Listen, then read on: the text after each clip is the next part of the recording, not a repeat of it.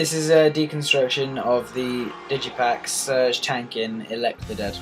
Okay, so first off, the very front of it is very mysterious and really quite weird, and this is probably what Surge Tankin's quite famous for being this weird character.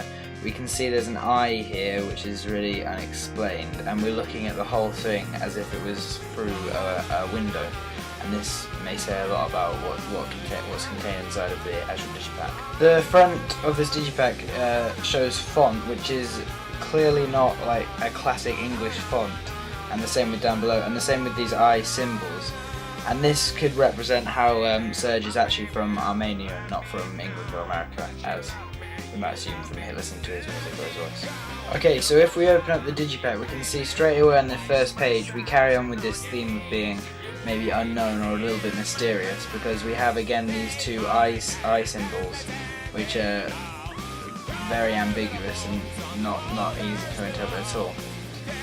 It also says here insight +7, so that could again link in with the theme of insight, which links back to the window of having insight. And when we open the Digipak out fully, we can see that these two sections here are pretty much identical, apart from maybe the height of the eye and maybe some slight changes in the actual style of the eye.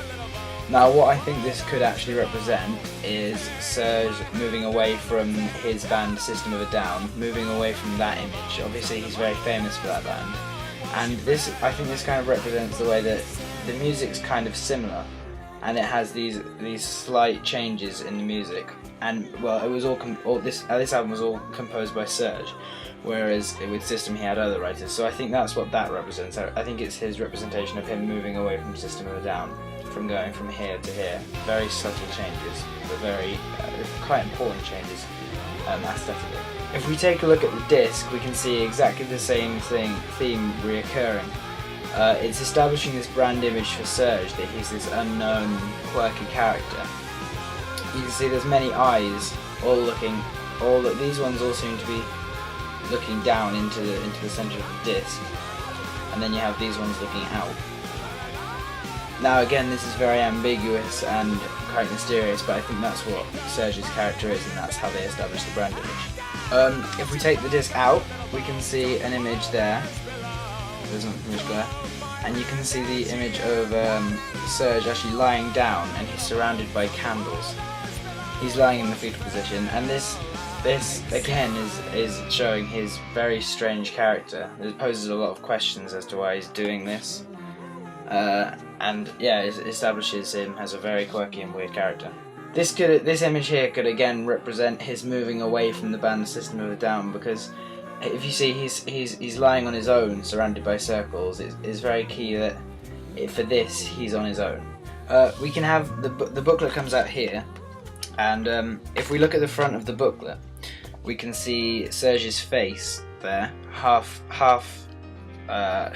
in shadow, and looking up, and he seems to be very hopeful and looking up in excitement and anticipation. So this is sort of the front, this is the first thing we see. And then when you turn it round, we see Surge's face maybe looking down, maybe looking a little bit more glum. Now, Surge described his experience in making this album as, at the beginning, he was very excited about doing it, and it brought back all these memories from the first System of a Down album. And when he finished recording it, when he finished recording the last track, he felt very sad because he obviously loved the experience so much. So I think that's really what this represents. This idea of this is the front, him looking hopefully up, and this is the back, so it's sort of the beginning and the end. If we flick through the booklet with the track listings on it, there's again not really a lot to tell from it. Everything is again very ambiguous.